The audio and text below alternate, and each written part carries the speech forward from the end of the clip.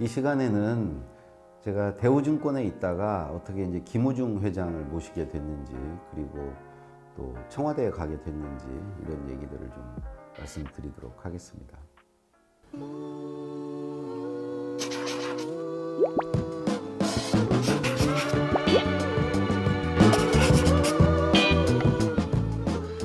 지난 시간에 이제 대우증권에 있다가 M&A 팀으로 발령이 났다고 그랬잖아요.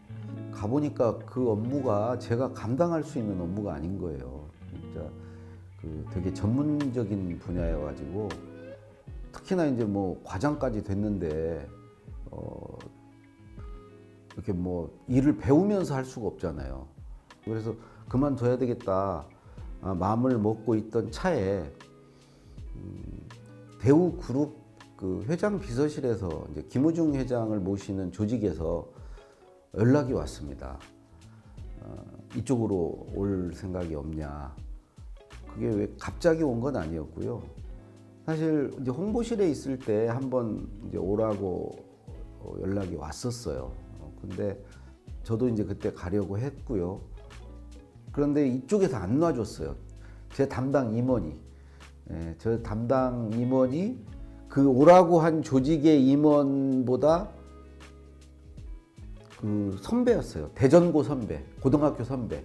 그래가지고 저쪽에서 오라고 그러는데 무슨 쓸데없는 소리야. 후배한테 이제 안 돼. 그리고 끝난 거죠. 근데 이제 그 조직에서 제가 빠져나온 거잖아요. 그러니까 다시 연락이 온 거예요. 저도 이제 M&A 팀면 도저히 못 있겠다. 라도 한 차에 이게 딱 맞은 거죠. 그래서 거기 가게 됐고요. 김우중 회장님을 모시면서 이제 정말 많이 배웠습니다. 회장님께 배운 것도 있지만 그 회장을 모시는 제 위에 분들이 정말 전문성 있는 위에 비서실장은 그 언론사 출신의 정말 글 잘 쓰시는 분이셨고, 담당 임원도 또 내 바로 위에 직속 상사 부서장도 제가 지금까지 직장 생활하면서 만나봤던 분들 중에 제일 똑똑한 분이었어요. 그분한테 아주 하드 트레이닝을 받았습니다. 글쓰기. 근데 그분 모실 때 정말 저는 내가 이렇게 글을 못 쓰는구나. 그래서 거의 이제 우울증에 걸릴 정도로 힘들긴 했지만 돌이켜 보니까 그분이 정말 나의 글쓰기 멘토였더라고요. 그래서 그분께 많이 배웠고, 그 배운 실력을 가지고 이제 청와대에 가게 됐죠. 청와대에 가게 된 것도 사실 이제 이런 거예요. 청와대 김대중 대통령 연설을 쓰는 이제 행정관 중에 경제 분야를 담당하는 행정관이 이제 다른 부서로 가게 된 거예요. 본인이 이제 희망해서. 거기가 공석이 생긴 거죠. 근데 이제 이 청와대라는 데는 들어오자마자 그날부터 실전에 투입이 돼서 바로 일을 해야 되는 사람들을 부르거든요. 근데 당장 바로 와서 이제 경제 연설을 쓸 수 있는 사람을 어떻게 구할 것인가. 그래서 아마 거기도 이제 고민을 했겠죠.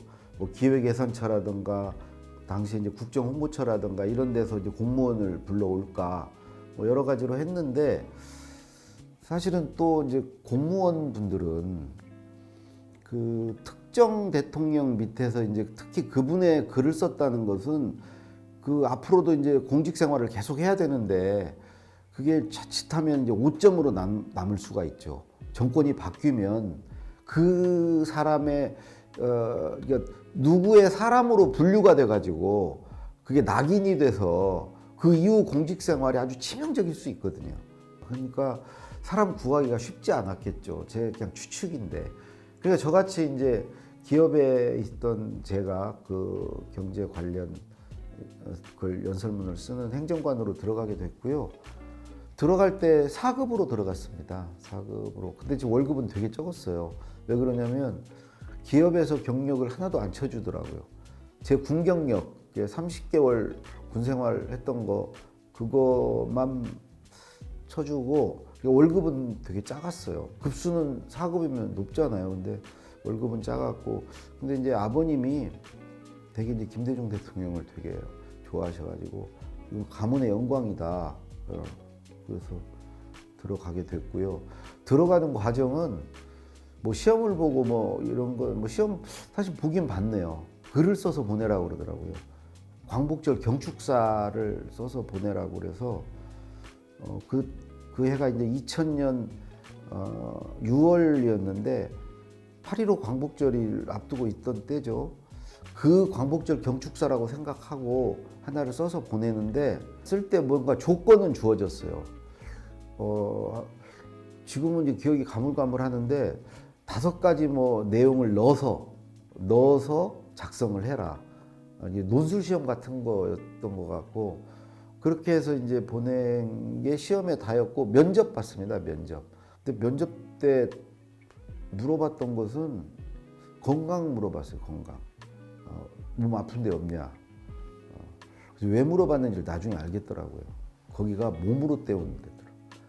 그러니까 매일 밤샘하고 그러니까 몸이 튼튼하지 않으면 일할 수 없는 데였고요. 들어가 보니까. 그리고 또 하나 이게 신원조회가 되게 까다로워요. 신원조회를 경찰에서도 하고 국정원에서도 합니다. 근데 의외로 그 신원조회에서 떨어지는 사람 되게 많았어요. 제가 있는 동안 8년 동안 저도 이제 제 밑으로 이렇게 들어오는 사람들을 봤는데 어떤 분은 정밀 건강 검진에서 뭐 폐가 안 좋은 걸로 나와서 못 들어오기도 하고 뭐 여러 가지 그랬습니다. 어쨌든 저는 그런 과정을 거쳐서 들어가게 됐습니다. 대우그룹 비서실 있을 때 에피소드 한 2개만 소개해드리면 우선 하나는 그 당시 제가 있을 당시에 대우가 세계경영이라는 걸 했습니다. 좀 연배가 있으신 분들은 대우 세계경영이라는 얘기 들어봤을 거예요. 책도 있어요. 세계는 넓고 할 일은 많다. 그 김우중 회장의 책인데 그 세계경영을 하면서 이제 미국에 적극적으로 이제 진출하려고 했거든요. 그 당시에 이제 대우 자동차에서 나온 차가 3개 차종을 동시에 론칭을 했어요. 김우중 회장이 이제 미국에 직접 가서 그걸 뭐 프로모션이랄까 이제 그런 걸 하는 계획을 세운 거예요. 굉장히 긴 시간 동안 미국 주요 도시 한 8개 도시를 쭉 순회하는 프로그램이었어요. 그러니까 이제 미국 동부에서 서부까지 한 보름에 걸쳐서 주요 도시에 찍으면서 가는 건데 저는 이제 준비차 먼저 갔죠. 그래서 먼저 서부에서부터 오실 장소들을 이렇게 다 점검하면서 이제 동부 쪽으로 가서 회장님과 만나서 다시 회장님과 함께 동부에서 서부로 가는 일정이었는데 저하고 이제 같이 일하는 한 분 더 이렇게 둘이 사전 답사를 여행을 떠난 거죠. 갔다가 노트북이 중간에 고장이 났습니다. 노트북이 고장이 났는데 그 산호세라는 데서 이제 고장이 났는데 와 이게 영어도 뭐 시원찮죠. 근데 어디 가서 뭐 이게 고치고 이걸 해야 답사 업무를 할 수 있는데 그래가지고 찾아간 데가 그 실리콘밸리입니다. 실리콘밸리. 내가 그때 미국을 처음 갔거든요. 그 실리콘밸리가 가까이 있다고 그래가지고 그 당시 뭐 실리콘밸리가 그렇게 지금과 같이 누구나 아는 데가 아니었는데 제 기억으로 어떻게 거기를 가가지고 거기에 인도 사람이 하는 그 아마 지금 그분은 뭐 대부호가 됐을지 모르겠습니다. 근데 거기 가서 그 노트북을 고치는 거, 와 그때 정말 막막했는데 생각해보세요. 미국에 갔는데 그걸 애프터 서비스를 어디서 노트북을 어디 가서 고치겠어요? 정말 막막했거든요. 그래서 이제 그런 게 하나 기억이 나고 또 하나는 김우중 회장께서 이제 그 김우중 회장의 부인 정의자 여사가 계신데 그분이 신사임당 상을 받았어요. 굉장히 큰 상이에요. 그 신다인상을 근데 받으면 그 남편 부군이 축사를 하는 게 이제 관례예요. 그러니까 김우중 회장께서 가서 축사를 해야 돼요. 이게 축사를 근데 제가 써야 되는 거예요. 그래서 이제 저한테 떨어진 명령이 축사를 잘 써야 된다. 정의자 여사께서 울게 만들어야 된다. 정말 절절하게 써라. 그냥 단순히 축하하고 이러면 안 되고 그동안에 정말 젖은 손이 애처럼 뭐 이거 그때 노래도 유행할 때거든요. 하여튼 눈물 나게 써라. 그래서 정말 열심히 썼습니다. 근데 김우중 회장께서 그걸 읽으셨는데 여사님이 안 우셨어요. 이거 큰일 났다. 근데 결정적으로 회장이 우셨습니다. 회장이 울었어요. 근데 더 그게 감동적이었어요. 생각해 보세요. 그 연세에 얼마나 그 여사님이 찡하셨겠어요. 회장님도 그게 너무 마음에 드셨는지 그 행사장에서 이제 한번 읽으시고 저녁에 힐튼 호텔 그 배우가 이제 힐튼 호텔을 소유하고 있을 때요. 거기서 환영이라면 축하 만찬이 있었어요. 그러니까 여러 이제 많은 분들 불러서 이제 식사를 대접하면서 이제 그날 그 수상을 축하하는 자리였으니까 굳이 이제 그걸 또 축사를 읽을 필요가 없어요. 근데 그걸 다시 가져오라고 회장님께서 그걸 또 읽은 거예요. 그 자리에서. 이거 마음에 드셨으니까 그럴 거 아니에요. 그래서 저 그때 되게 칭찬도 많이 받고 되게 보람이 있었던 글 쓰는 일이 보람이 있고 아주 화기애애한 분위기에서 대구로 가셨고요. 그런 기억이 있습니다. 대우그룹에서 일하면서 뭐 힘들었던 거 사실 뭐 힘든 만큼 배우는 거니까 특별히 그 당시에는 뭐 이렇게 힘들다는 느낌은 없었는데 아시겠지만 뭐 김우중 회장께서